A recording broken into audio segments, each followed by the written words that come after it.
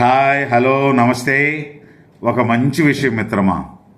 4 చీమలు అడవిలో ఒకదాని వెనుక ఒకటి వెళుతున్నాయి. ఎదురుగా ఏనుగు ఒకటి వస్తున్నది.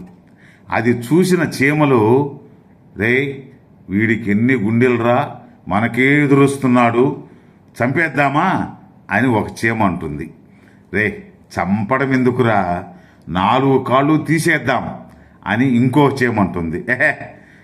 తీసేయడం దేనికిరా, విసి అవతల పారేద్దాం, ఓ పని అయిపోద్దని మూడో చీమ అంటుంది. ఆఖరి చీమ మన బ్రహ్మానందం టైపు.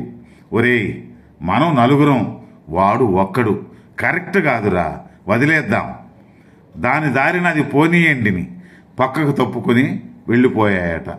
అలా ఉంది మన మాజీ మంత్రుల వ్యవహారం. అబద్ధం దర్జాగా జబర్దస్తుగా 5 ఏళ్లు తిరుగు లేకుండా బతికింది. నిజం ప్రతిరోజు చస్తూ ఒకరోజు బతికి భవిష్యత్తుకు చరిత్రగా మారి నిత్యం బ్రతుకుతుంది. ఇకనైనా తెలుసుకోండి, కళ్ళారా చూస్తున్నారుగా నిజం ఏమిటో అబద్ధం ఏమిటో. ఇకనైనా అబద్ధపు ప్రచారాలు మాని నిజం ఒప్పుకోండి, బయటన్నా ఉంటారు. లేకపోతే ఖచ్చితంగా శ్రీకృష్ణ జన్మస్థానమే, తప్పదు.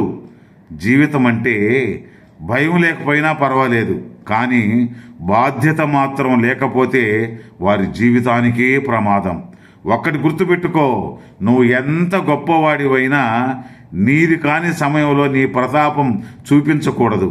మూర్ఖత్వం తలనిండా నిండిపోయి ఉన్నప్పుడు ఆ దేవుడే దిగివచ్చి నీతి బోధలు చేసినా వారికి ఎక్కదు.